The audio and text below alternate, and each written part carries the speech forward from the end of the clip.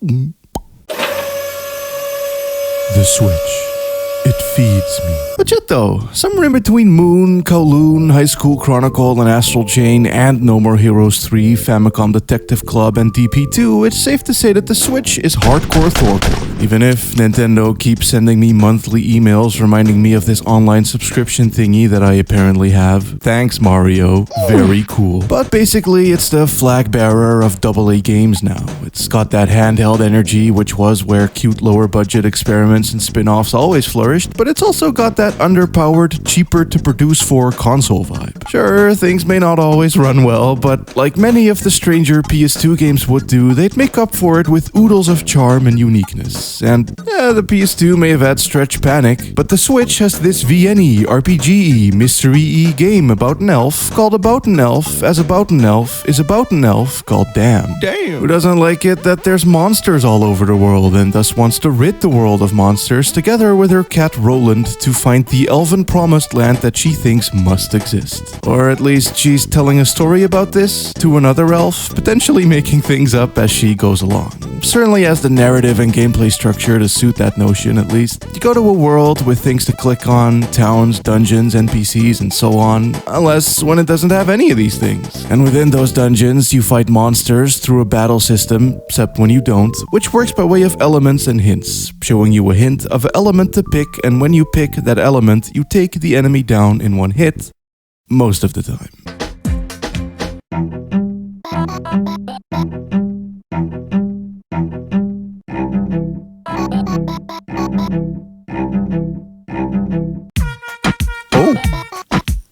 Oh, hold on. Ooh, goddamn, motherfucker, goddamn. Holy shit. Anyway, as the game goes on, the hints will become more cryptic, and it kinda has a continue system it selectively uses that is also trivialized by the amount of tries you get, so even when you don't get, you can brute force, which somehow fits narratively, though it does save always, meaning that regardless of what happens, you will have to stick to it, thus making it just like Dark Souls!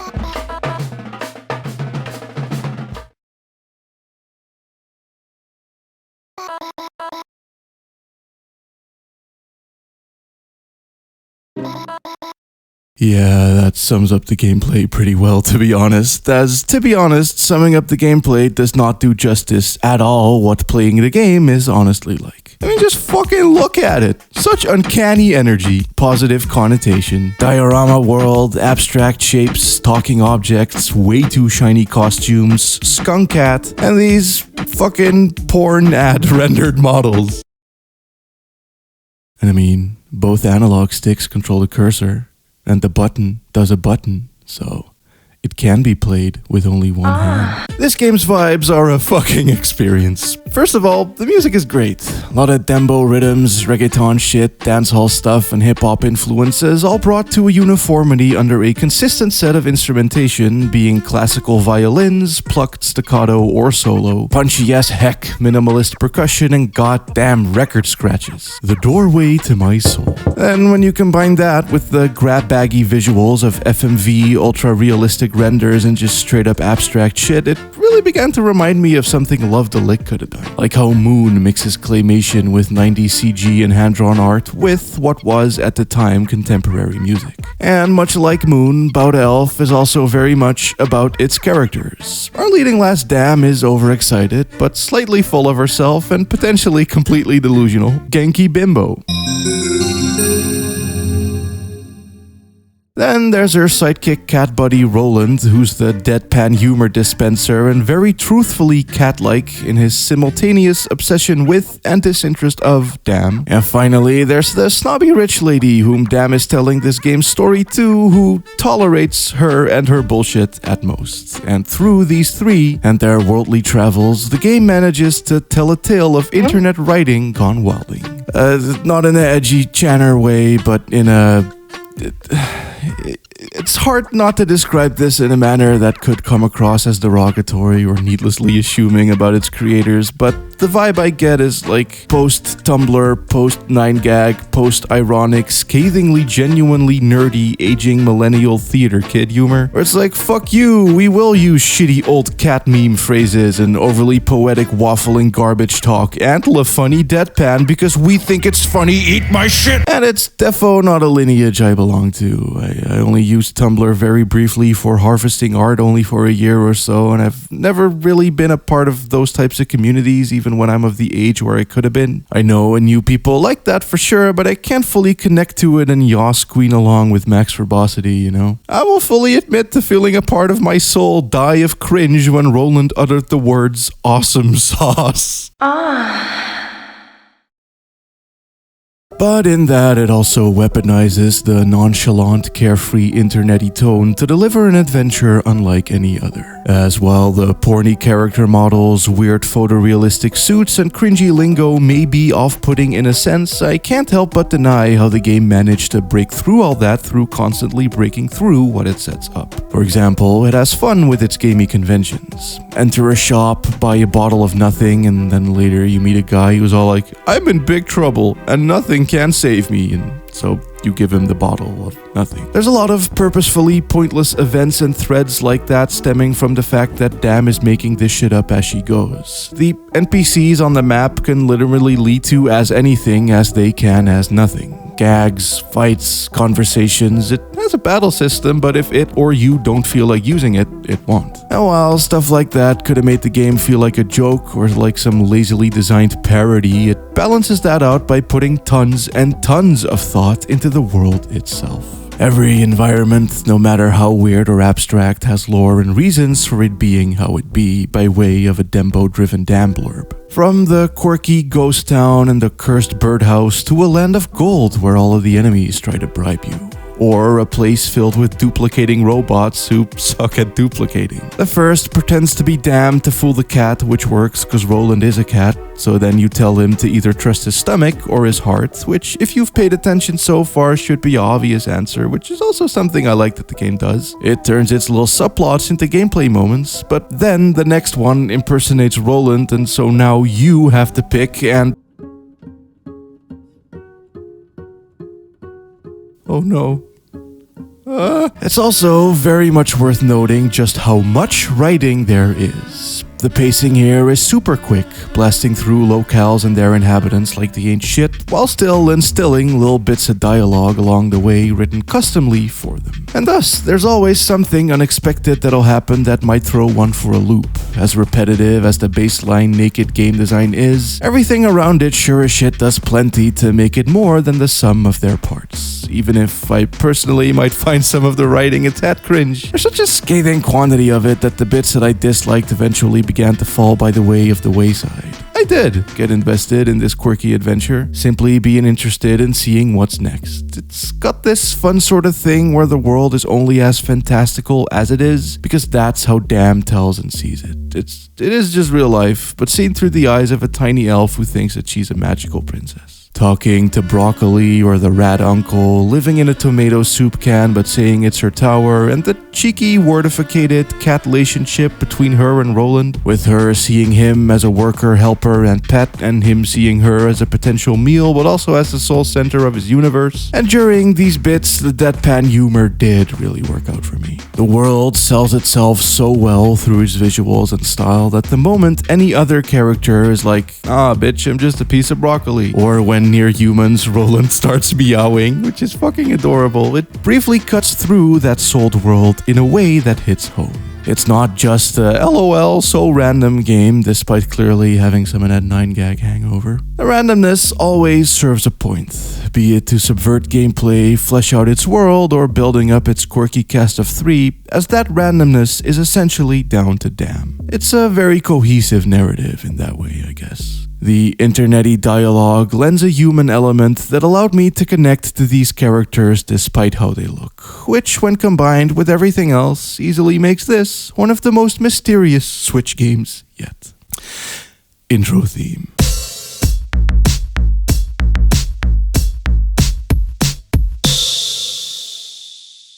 Yeah, that's right, motherfuckers. We back. Welcome to So I've Been Playing, the show where I talk about games and experiences I have experienced that I wasn't able to make fully fledged videos out of or repurpose otherwise. Cause, yeah, the initial inspiration behind me wanting to do So I've Been Playing was really the idea of me just playing random games that I had some type of interest in and telling you about them through that interest. But at some point it stopped being about that and turned into a very limited format based around what I thought a proper review should constitute. Having to cover all the bases and going in depth about stuff and blah blah blah. This in turn made me anxious about covering one-off weird games as I'd used to, cause what if one, it wasn't gonna give me enough material. Dino Crisis 3 was one of those. That's how I wanted to bring shit back, but indeed, while playing, I soon found out that I was not enjoying the game and thus felt no desire to finish it. Luckily, I was able to crowbar that bitch into the JP-only Xbox video, turning it into a bit of a through line and a jumping off point, but that in and of itself also kind of bloated the project in some way, and gave way to the other issue that I only found myself making bigger, longer, and huger videos with stricter stipulations on what could be included as per the theme of said videos, and so I ended up in a place where I was playing less games and sort of missing the days where I casually plucked some dumbass PS2 game off of the shelf to fuck around in for a day or two. However, what if too, I was able to take that Dino Crisis 3 video, leave it as is, and simply add something else to it. One other game or topic, but nothing more. Low pressure, very freely formatted, but not throwaway, the exact type of shit I pretty much like doing in all of my videos anyway, and make that the main focus. So, with that notion, I have brought So I've Been Playing back, as while it was fun talking about an elf, perhaps sometimes we also gotta go Kwaidan.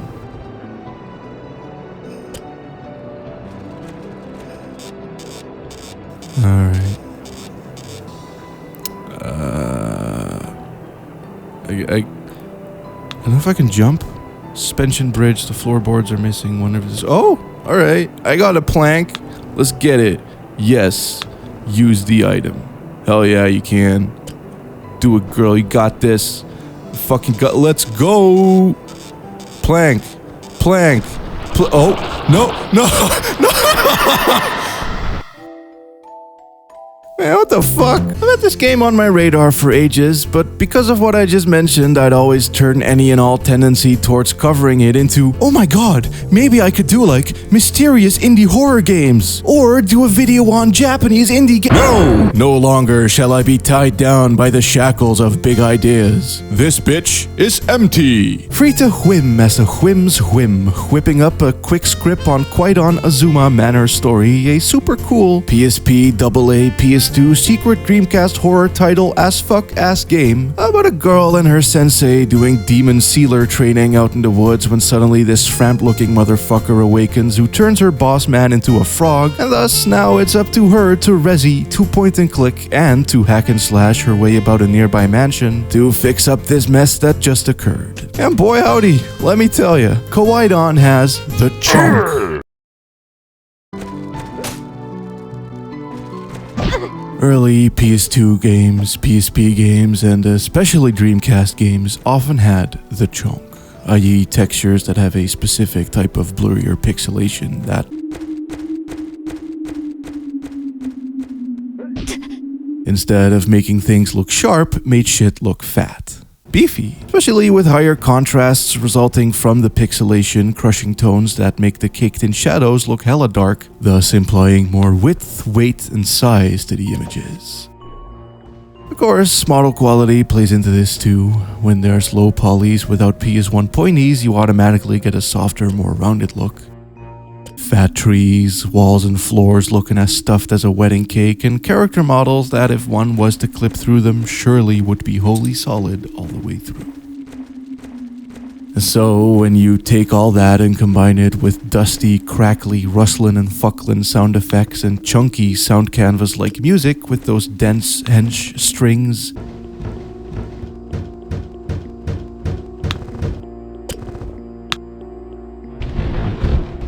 mid-range pizzicatos and harp plucks and somewhat dulled percussion, you straight up end up with a game that feels fucking incredible.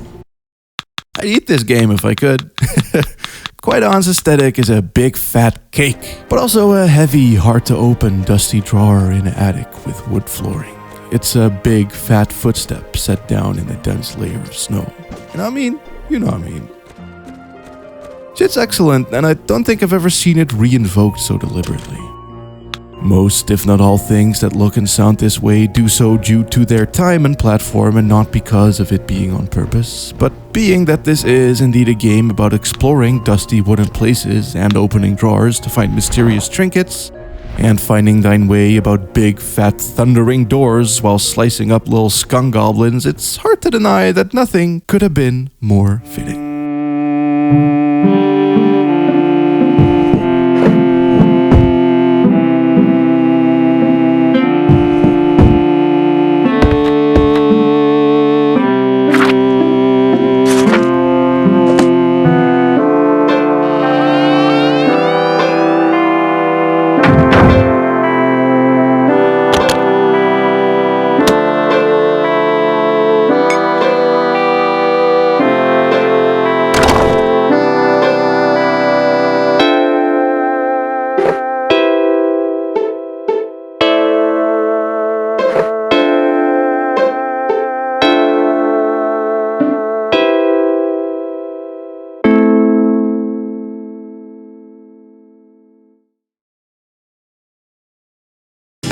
As the chunk entails, this bitch is heavy to control.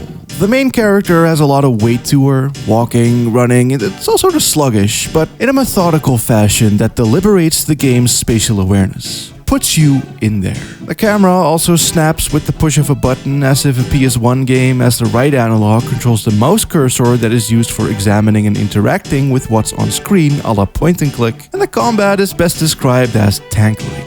You got 3 attacks, a high, mid, and low that one cycles through using Y as displayed with the little icon up here, and use with B. Guarding is done with the left trigger, but that also moves the player backwards while holding it. Basically, you gotta switch to a move to do it, and you gotta be in the way of an attack to guard. This means that reacting quickly is a no-go.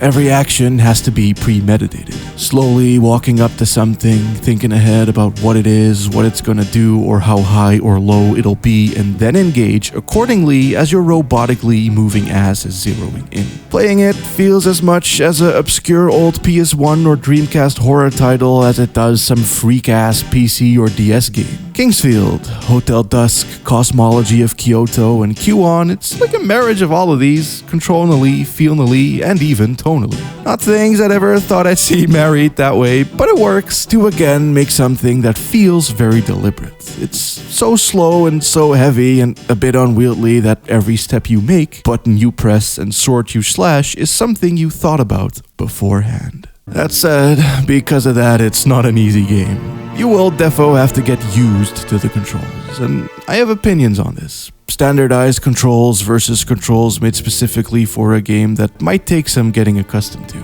Cause I think standardized controls are fine and in some cases legit a really great and nice experience. Certainly for big modern blockbuster games, but I do think that people talking down on controls that you have to get used to was a little short-sighted too. MGS2 and 3, the fucking Souls games, which seem to be the exception to getting dunked on for this, or super complex titles like D2 that have shooting and free roaming and exploring. It's like, yeah, the getting used part can be tedious as it takes some getting used to, but as I was able to explain, the controls were designed for this game with its specific ideas, intents, and tones in mind. Had it handled like fucking Assassin's Creed with zippy, weight-free movement and auto-jumping and automatically giving questy items if you meet the requirements and hold down button to kill combat, it just wouldn't work. The combat difficulty, the dangers that enemies pose, the overcoming of its trials and tribulations, dying a few times on the path to another one-time save, being that the save scrolls, aka ink ribbons, do be limited, and the rewarding feels of relief that one gets out of the slow plodding exploration and the sensation of truly uncovering the interlockings of a puzzly, mansiony, drawery, openy room while narrowly escaping death. None of this would be there if it wasn't so obtuse to control. Plus, it just works in tandem them with the chonk, so shut the fuck up, okay? Either way, it's basically Kingsfield Resident Evil. It's not in first person, true, but due to how the combat works with its very high damage outputs on both ends and the stiff as a brick needing to be in their attitudes towards blocking and actually hitting, fighting these thwomps and the goblin-y dudes, it very much reminded me of awkwardly taking out some skunk trees in Kingsfield. Kwaidan has that same slight tension and oh fuck, oh shit, this is actually sorta scary, I feel so vulnerable and unwieldy vibe to it that I quite frankly adore. Not to mention the FromSofty cheekiness like the bridge bit from earlier. That's a funny fucking death if I've ever seen one. And obviously, then the resi part is there in the limited saves and the puzzle mansion and being able to examine everything to get flavor text. Though, unlike neither, it is a very small game. It's about 4 hours long and there's virtually no backtracking as there ain't a whole lot of back to track. All I have to do is cruise this coast. This results in puzzles that have a really satisfying progression. It's a much tighter and well-paced puzzle box than I feel most survival horror games are. You're not swamped with items and over-encumbered with inventory management or constantly looking at maps, checklisting doors with like 4 puzzles at once to keep track of. Nah, there's clearly color-coded keys in the tiny little baby house. Nothing spread out shit, and the solution to problems tend to be close by even if not instantly obvious. But it will be intuitable, not brute forceable. Defo not easy, but I also never felt lost either. And to me, that's a fuck of a whole lot more satisfying. It just seems more focused, as if actively picking away at a puzzle rather than simply stumbling over your inventory, happening onto solutions within a giant web of problems. I dig it. That said, however, there's a few vague things I'm not sure the game ever conveys at all, like how the save scrolls can also be used to upgrade attacks when you find a relic corresponding with it, and you do also get thrusted into situations a lot. Bosses just kinda appearing like, hey, what's up bitch, fuck wherever you last saved. But in that also adds attention, and above all, mystery. So, yeah. This game is pretty fucking great, actually, and I'm glad that I was able to cover it through bringing back So I've Been Playing. I got a good 5 or more of these shits planned out already. It's gonna bang, and y'all ain't even ready.